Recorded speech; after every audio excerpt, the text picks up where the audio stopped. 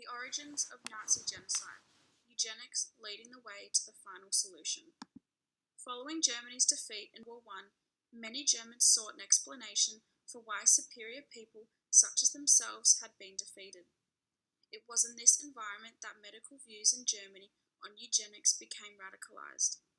It is important to note that eugenics as a concept had emerged in the late 1890s and was not confined to Germany.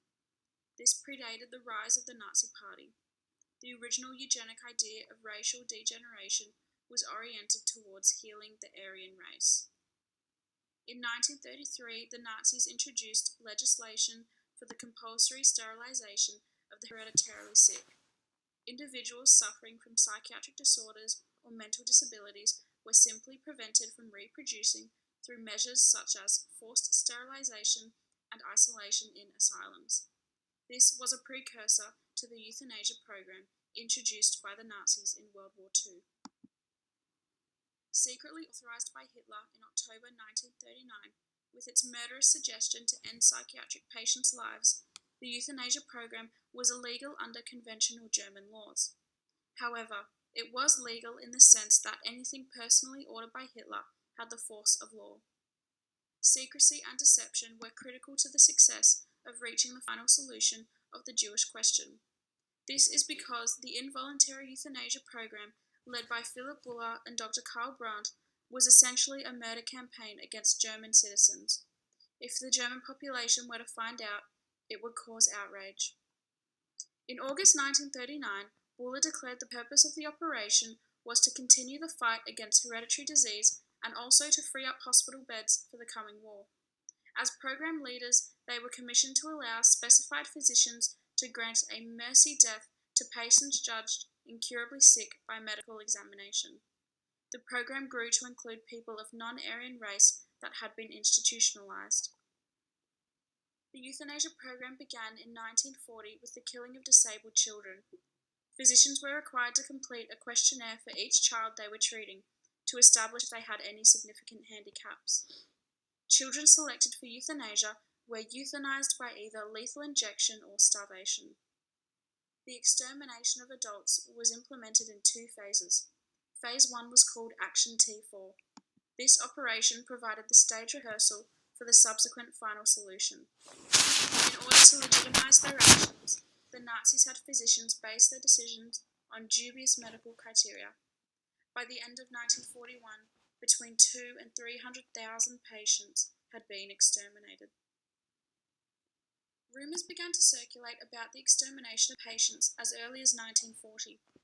The image of smoke rising from the crematorium at the Action T4 Killing Centre in Hadamar shows that it was clearly noticeable to local residents. With large numbers of new patients being transported to the facility and no news of anyone leaving, it did not take long for locals to work out what was being burned. In August 1941, as a result of the rumours, Hitler ordered the cessation of Action T4. Phase 2 involved killing patients in a decentralized way and lasted until the end of the war. The 1C conference in January 1942 raised questions of what was to be done with the Jews. In response to this, Operation Reinhard was launched. 3 Holocaust extermination camps, Belzec, Sobibor, and Treblinka, were conceived and constructed in the same way as the euthanasia operations. However, in order to maintain secrecy, they were situated in isolated areas away from cities, disguised as train stations. The camps were divided into 3 sectors: forced labour, new arrivals, and extermination chambers. Physician personnel from Action T4 were brought in to lead Operation Reinhard, where they could further refine and adapt the euthanasia methods they had developed. In February 1942, at the Belzec camp, the Nazis began gassing tests on convoys of Jews. Further experimental gassing tests took place at the Sobibor camp. The Treblinka chambers were constructed last. 3 gas chambers were built into an airtight building and were found to be the most efficient method for gas extermination. Cremation was found to be the most viable option for disposing of bodies due to the enormous scale of the killing program. In conclusion, Henry Friedlander argues the prelude to the Holocaust was just as important as the denouement. This statement could not be more correct.